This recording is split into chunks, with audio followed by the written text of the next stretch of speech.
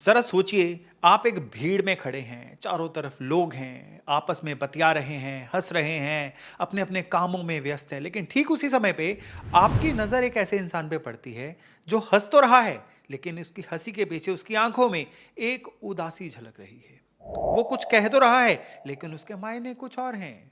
उसका दिल कहीं और पे है, उसका दिमाग कहीं और पे है।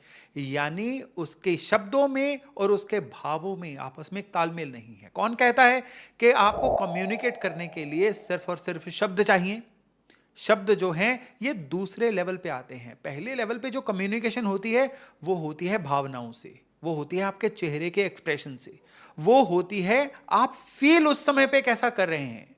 सारी की सारी कम्युनिकेशन में शब्द बहुत बाद में आते हैं। और ये जो आपके भाव है ना, ये आपके जीवन में जो उदास होने वाला एक फेज आता है ना, ये सारे का सारा जन्म कुंडली में आठवें घर से कंट्रोल होता है। आठवां घर जन्म कुंडली का आप कह लीजिए एक सबसे रहस्यमयी, सबसे डार्क घर कह सकते हैं हम इसको।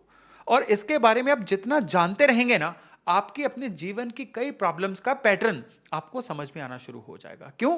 क्योंकि आठवां घर जो है ना, ये आपके जीवन में आने वाली उदासियों का घर है। जब भी कोई आपके मनमाफिक चीजें नहीं होती हैं, आप कह लीजिए जीवन में फेलियर्स आते हैं, जीवन में कोई भी इस तरह का ठहराव सा आ जाता है मानो सारा जीवन एक जगह पे रुक के रह गया, आप समझ जाइए कि किसी ना किसी वजह से अब आपकी कुंडली का जो आठवां घर है ये एक्टिवेट हो रखा है। आठवें घर के अंदर जो ऊर्जाएं हैं ना, ये बड़ी जबरदस्त किस्म की ऊर्जाएं हैं। डिके होना, चीजों का सड़ना, ये आठवें घर से होता है। यानी आप एक उदाहरण ले लीजिए खाद की। पहले वो फल फ्रूट थे या पहले वो कोई भी और चीज थी, वो धीरे धीरे धीरे धीरे उसके अंदर बैक्टीरियाज आए, वो चीज सड़ी और खाद बन गई। अब ये खाद जो है, ये प्रोसेस जो है ना, ये सारे का सारा आठवें घर से कंट्रोल हुआ। अब जिंदगी की बात हो रही है, मैं खाद की बात क्यों कर रहा हूं? हमारी जिंदगी में भी तो ऐसा होता है कि जीवन की कई ऐसी चीजें हैं जो पहले पेन में आती हैं, फिर खत्म होती हैं और उसके बाद एक नई शेप ले लेती हैं। ये सारी की सारी चीजें जो ये घटनाक्रम है ना, ये आपके आठवें घर से कंट्रोल होते हैं। तभी आठवें घर को मृत्यु का भाव भी बोला जाता है।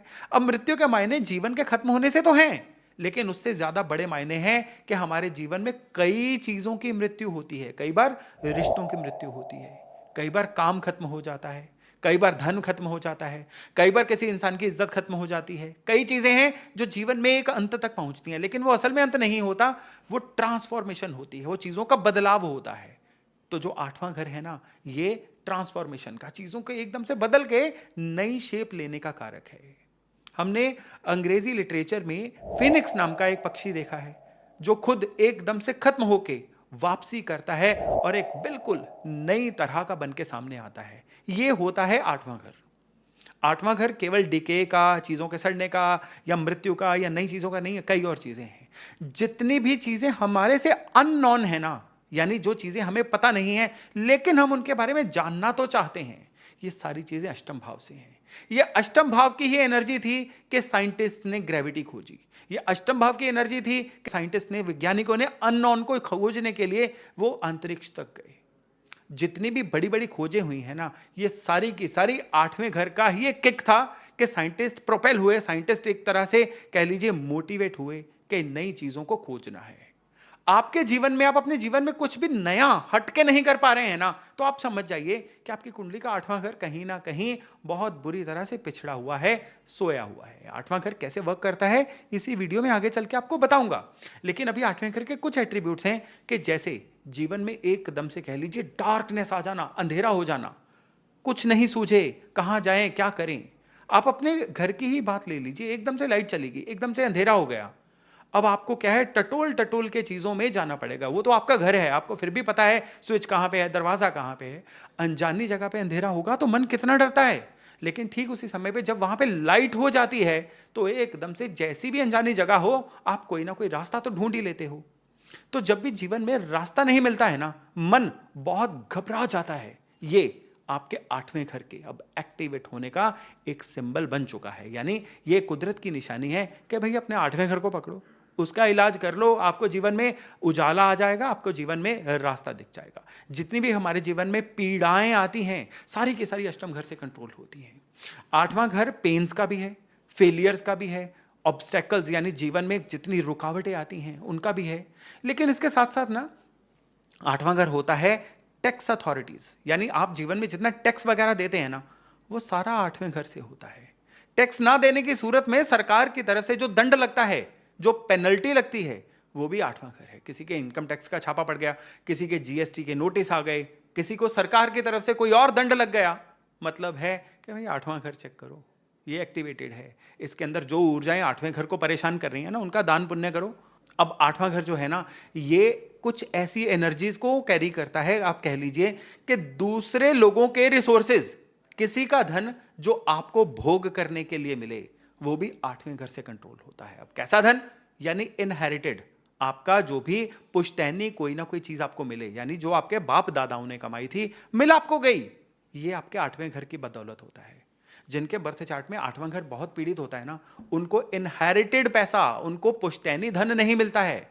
मिलता है तो लड़ झगड़ के मिलता है, कई कई साल केस चलते रहते हैं, उसके बाद पुश्तैनी धन मिलता है। लेकिन जिनका आठवां घर बड़ा वेल अच्छा इस्टेब्लिश्ड होता है ना, वो कह लीजिए सिल्वर स्पून इन माउथ, वो चांदी का चम्मच लेके पैदा होते हैं। वो पैदा ही राजा के घर में होते हैं और आगे जाके और बड़े राजा बनते हैं। इतना इंपॉर्टेंट है आठवां घर। लेकिन आठवां घर जो है ना, ये कह लीजिए कि इंसान की जितनी भी बेइज्जती होती है ना, वो भी अष्टम भाव से देखी जाती है। कई बार नाम का खराब हो जाना, इंसान की गुडविल का खराब हो जाना, पहले गुडविल बहुत अच्छी थी, एकदम से कुछ ऐसा संकट आ गया कि अब उसका नाम, गुडविल सब खराब हो रखा है, ये अष्टम घर के ही इन्वॉल्वमेंट होती है, तो इंसान के साथ ऐसा होता है।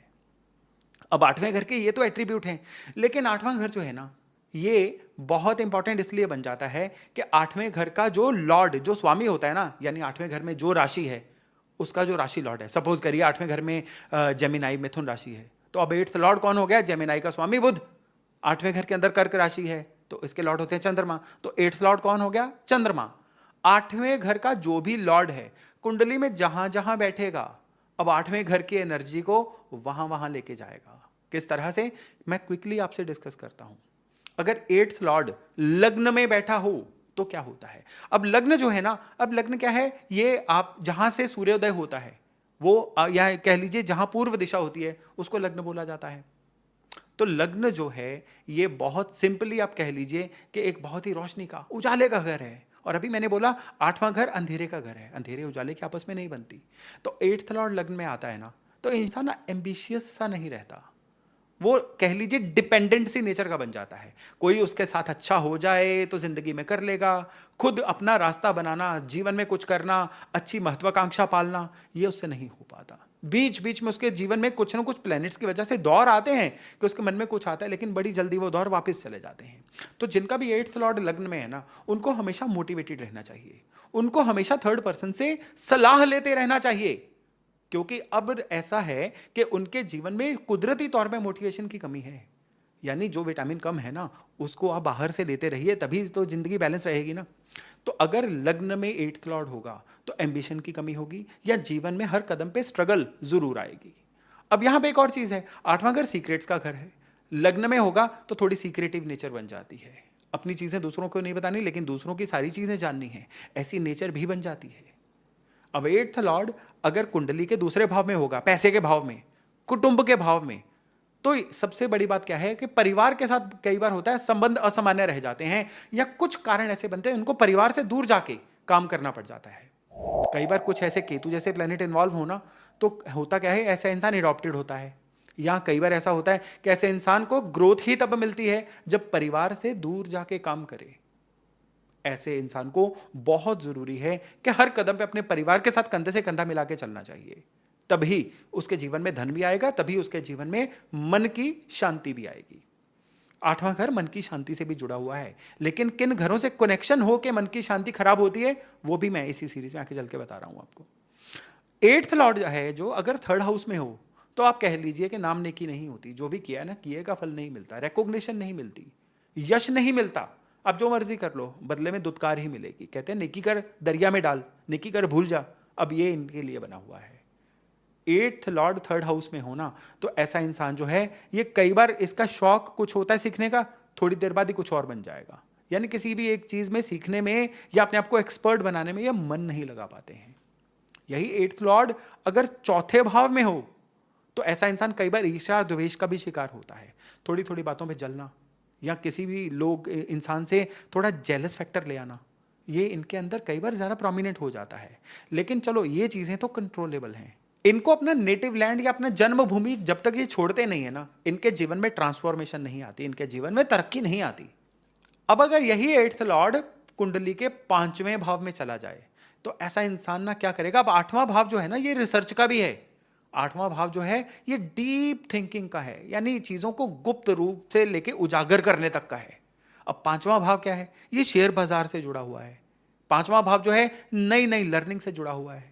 तो ऐसा इंसान अगर शेयर बाजार में चला गया तो शेयर बाजार के ऐसे ऐसे कोने ढूंढ लेगा जहां से उसको प्रॉफिट हो जाए। और अगर ये इंसान कुछ अच्छा सीखने पे आ गया तो अपने लर्निंग को उस लेवल पर ले जाएगा कि बाकी लोग सोच भी नहीं सकते। इतना लॉजिकल हो जाएगा, इतना ज़बरदस्त हो जाएगा, इतना कह लीजिए रिसर्च करके अपनी लर्निंग को ये रिफाइंड कर देगा कि ये लोगों के लिए एक उदाहरण बन जाएगा। अब जो छठा भाव है ना, ये रोग ऋण शत्रु का तो है, हीलिंग का भी है। छठा भाव जो है ये कह लीजिए रोगों से लड़ने का भी है। एट्थ लॉर्ड जब छठे में जाएगा तो ये सबसे पहले तो क्या है कि ये मेडिकल साइंस में अगर चला जाए तो कमाल करेगा। मेडिकल साइंस में नहीं भी जाएगा ना तो भी इनके हाथ में एक हीलिंग टच आ जाता है। लेकिन अगर एट्थ लॉर्ड 7th में आ जाए तो ये ना अपने जीवन साथी को लोगों के सामने ज़्यादा शो नहीं करेगा, जीवन साथी के प्रति सीक्रेटिव रहेगा। यानी कभी कोई सोशल मीडिया पे कम ही जीवन साथी के साथ पोस्ट को डालना, या कुछ ऐसा हो सकता है कि जीवन साथी को जहां पे जरूरी है वहीं पे लोगों के सामने लाया जाए, नहीं तो उनको बिल्कुल ही पर्दे के पीछे रखा जाए।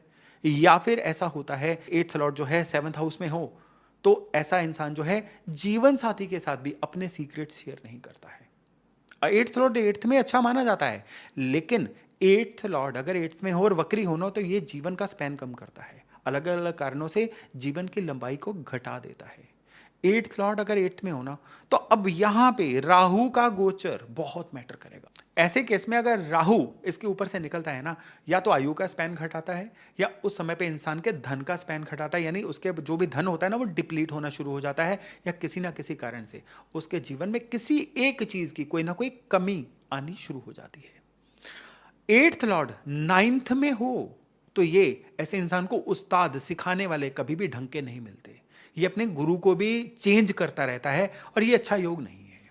यही एट्थ लॉर्ड अगर 10th में आए तो ऐसा इंसान अपने काम के प्रति बहुत ही ज्यादा एक्सपेरिमेंटल हो जाता है, ये भी अच्छा योग नहीं है, क्योंकि काम कारोबार में किसी ना किसी तरह से उसको अपयश भी मिल सकता है। एट्थ लॉर्ड 11वें भाव में आए तो ये एक कमाल का योग होता है। ऐसा इंसान की जो इनकम है ना, ये उसके रिसर्च की बदौलत आती है, उसकी डीप थिंकिंग की बदौलत आती है।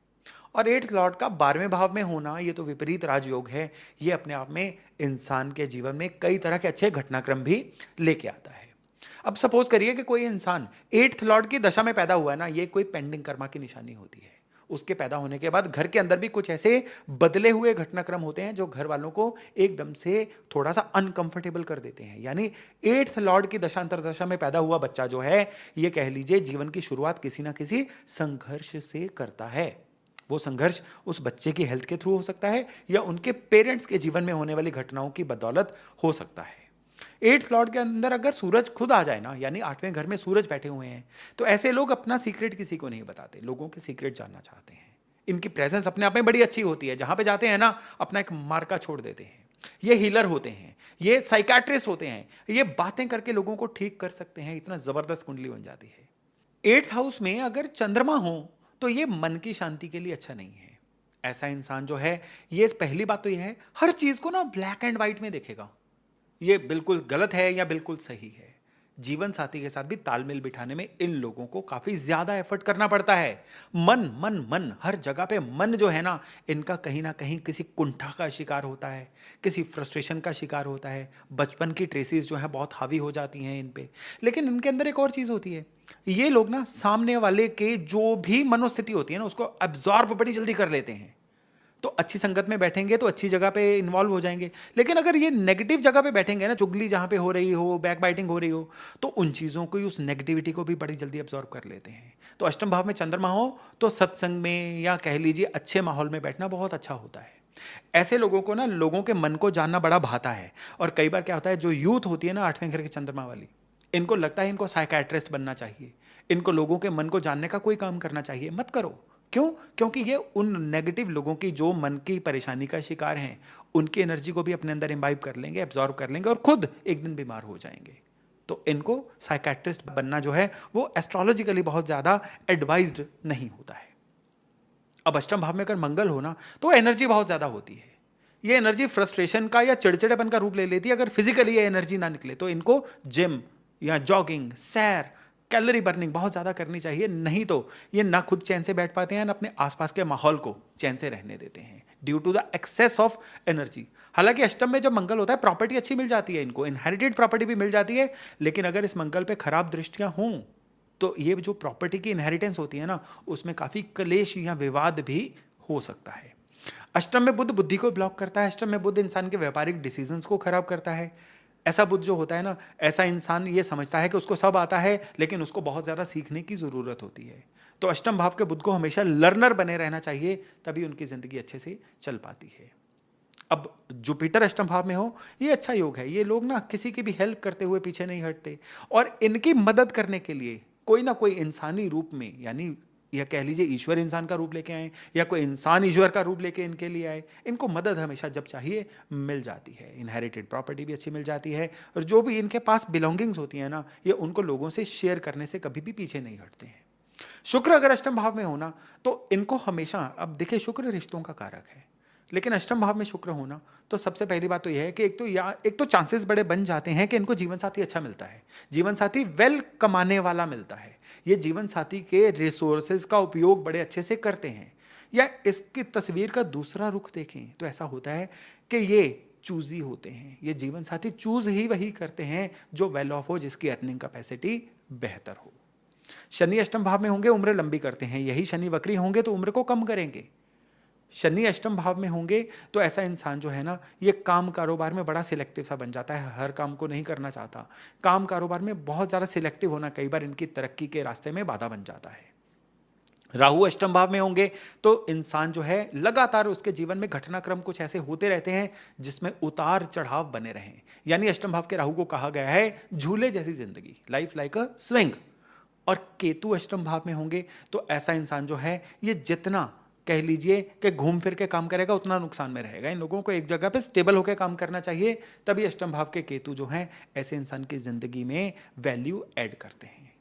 अब सबसे बड़ी बात जो मेरे इस वीडियो का पर्पस था वो ये था कि लाइफ में जब भी आपको कोई रास्ता ना सूझे तो आप अपने बर्थ चार्ट में देखिए कि अष्टम भाव में कौन सी राशि है, अष्टम भाव के उस राशि के लॉर्ड कौन है, यानी आपके 8th लॉर्ड कौन है, उसका डोनेशन करिए, आपको रास्ते सूझने शुरू हो जाएंगे। लेकिन उससे पहले क्या आपको राशियां या उसके लॉर्ड पता हैं? अगर नहीं पता है तो नीचे डिस्क्रिप्शन में मेरे एक बेसिक वीडियो का लिंक है जिसमें मैंने भली प्रकार से बताया हुआ है कि किस तरह से बेसिक कुंडली को देखें, किस तरह से ये जान लें कि आपके कौन से घर के लॉर्ड कौन से हैं।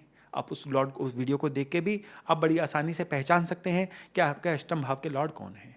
अगर सूर्य अष्टम भाव के लॉर्ड हैं तो आटा दान करिए, चंद्रमा अष्टम भाव के लॉर्ड है तो दूध दान करिए, अगर मंगल अष्टम भाव के लॉर्ड है तो मिठाई दान करते रहिए वीकली बेसिस पे, बुध अष्टम भाव के लॉर्ड है तो हरी भिगोई हुई दाल पक्षियों को डालिए या गाय को हरा चारा डालिए, अगर गुरु अष्टम भाव के लॉर्ड हैं तो पुजारी जी को कुछ ना कुछ भेंट देते रहिए या पूजा स्थान पे, धर्म स्थान पे कुछ ना कुछ अपनी वैल्यू ऐड करते रहिए।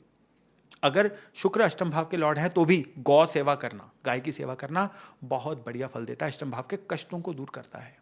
शनि अष्टम भाव के लॉर्ड हैं तो लेबर को, यानी जो सिविल लेबर होती है ना, मकान बनाने वाली लेबर, उनको कुछ ना कुछ नमकीन देते रहना, उनको कुछ ना कुछ उनकी लाइफ में वैल्यू ऐड करना, कपड़े देना, चप्पलें देना, ये बहुत ज़्यादा आपके अष्टम भाव की पीड़ा को हल करता है।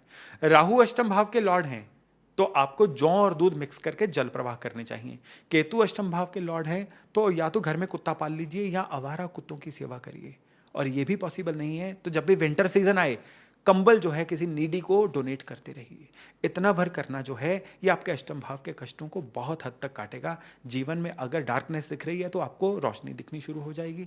आपको लगता है जीवन में एकदम से ब्लॉकेज, सफोकेशन, बाधाएं आ गई हैं, वो बाधाएं भी बहुत हद तक दूर होती हुई दिखाई देंगी। तो दोस्तों, अष्टम भाव केवल मौत का भाव देख के इसको मत समझिए। अष्टम भाव को आप ये समझिए कि ये इसी जीवन में जीते जागते आपको ट्रांसफॉर्म करने की पावर रखते हैं। आपको ऑल टुगेदर फिनिक्स की तरह एक नया इंसान बनाने की पावर रखते हैं। बस जरूरत है अष्टम भाव के एट्रीब्यूट्स को समझने की और उनको अपनाने की। तो चलिए अभी अपनी वाणी को विराम देता हूं और वायदा करता हूं बहुत जल्द एक नए टॉपिक, एक नए विषय पे, एक अन्य वीडियो के साथ दोबारा मिलने का। तब तक अपना खूब ध्यान रखिएगा। नमस्कार।